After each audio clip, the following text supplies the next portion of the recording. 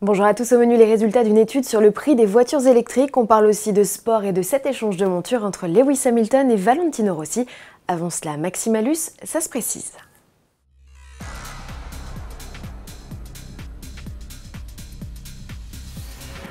Qui devra s'acquitter d'un malus de 20 000 €, nouveau plafond du barème 2020? Réponse: tous les futurs propriétaires de véhicules émettant 184 grammes de CO2 par kilomètre.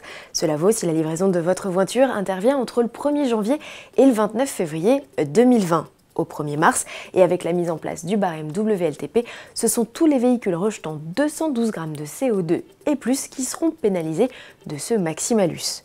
Pour mémoire, le montant maximal du malus était initialement fixé à 12 500 € pour les véhicules émettant moins de 173 grammes entre janvier et février, et 200 grammes à partir de mars. Cette nouvelle taxe, qui impactera 10 à 15 000 véhicules par an, soit moins de 1% du parc automobile neuf français, autant dire une goutte d'eau dans l'océan, doit permettre la création de fonds de soutien pour les sous-traitants automobiles. Si je vous dis que les véhicules électriques ne sont pas donnés, je ne vous apprends rien. En revanche, savez-vous que leurs prix n'ont cessé d'augmenter sur ces 8 dernières années? C'est ce que nous apprend une étude de l'Institut Jato Dynamics. Il n'y a qu'en Chine, qui mise à fond sur cette technologie, que ces autos sont devenues abordables. En Europe et aux États-Unis, c'est tout le contraire, avec un prix en hausse de 13% entre 2011 et 2018. Pourquoi? Certaines marques se sont concentrées à fabriquer des véhicules haut de gamme et donc plus chers.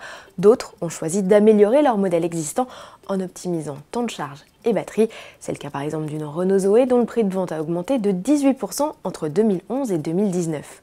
Comme les prix des véhicules zéro émission à l'échappement ne chutent pas, l'écart avec les tarifs des autos thermiques demeure, mentionne Jato Dynamics. Aujourd'hui, le prix moyen d'un véhicule essence en Europe est de 31 000 €, celui d'une électrique flirte avec les 46 000 €. Néanmoins, l'arrivée de citadines sur le marché type Peugeot i208 Mini EV ou Opel Corsa i devrait permettre d'abaisser cette moyenne. Il n'y a qu'en Norvège que les électriques sont moins chers que les essences ou les diesels.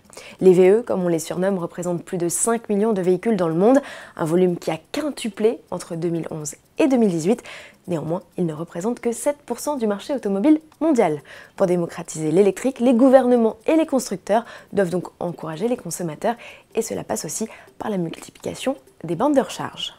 Sport à présent, Toyota signe un doublé aux 8 heures de Bahreïn. L'équipage numéro 7 devance d'un tour le proto numéro 8 du trio Buemi, Nakajima, Hartley. Au classement général, l'équipage victorieux Konoe, Kobayashi et Maria Lopez prend la tête. En WTCR, c'est Norbert Mikelitz au volant de sa Hyundai i30N TCR qui remporte le titre au terme d'une super finale haletante à Sepang en Malaisie. Pour finir, les images d'une rencontre entre deux grands champions, Lewis Hamilton et Valentino Rossi. Les deux hommes vouent une véritable admiration à la discipline de l'autre, tant et si bien que l'un de leurs sponsors communs a choisi de les mettre en piste, chacun avec la monture de l'autre. Le swap s'est déroulé en Espagne sur le circuit de Barcelone. Les deux pilotes se sont débrouillés comme des chefs, et pour sa première au guidon d'une MotoGP, Lewis Hamilton a tout simplement impressionné. Reconversion en vue, à suivre. À demain.